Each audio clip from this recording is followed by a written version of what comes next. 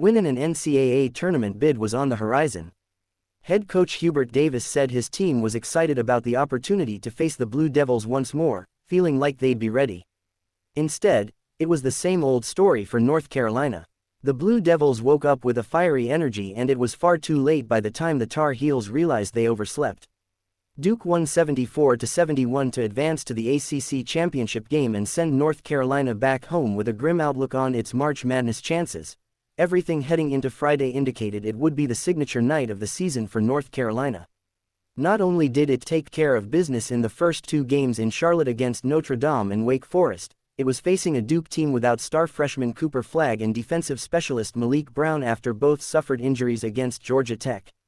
A hobbled Blue Devils team couldn't have come at a better time for North Carolina. To North Carolina's credit, it finally woke up and went on a late run to make it a one-point game in the final seconds. It had a chance to tie it at the free throw line with 4 seconds to go, but a costly lane violation by Yellen Withers canceled the attempt and doomed the comeback. Another instance of waiting until it was too late to win.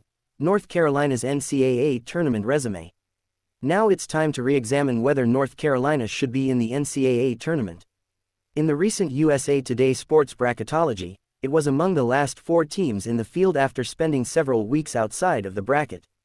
What was key to North Carolina's rise into the first 4 area was as it avoided any disastrous loss this week. Other bubble teams like Indiana and Ohio State crumbled, opening the door for others to pass them up. However, North Carolina hasn't been able to move up any further because it hasn't proved it could beat quality teams. It has a solid No. 35 net ranking and a 22-13 record, but only one win was a quad 1 victory minus over UCLA in December minus in the ever so important net rankings. The Tar Heels finished with a 1-12 mark in the category, and that doesn't even include the quad 3 loss they suffered from Stanford in January.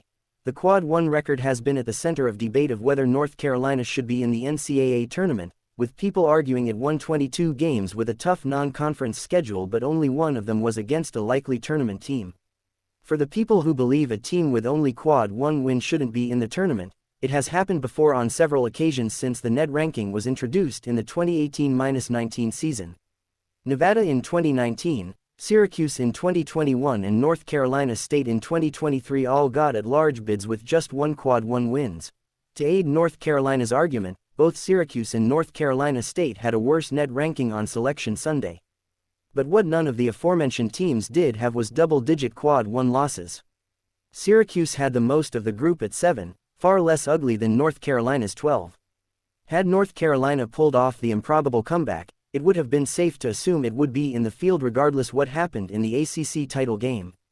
While 2 quad 1 wins isn't much, plenty of teams have gotten a ticket to the big dance with it.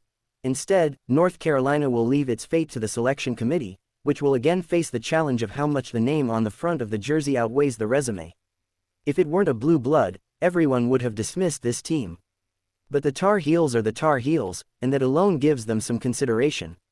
What the committee must remember, though, is when it comes to determining the at-large candidates, it's supposed to put the best teams in that can have success, not maybe have it.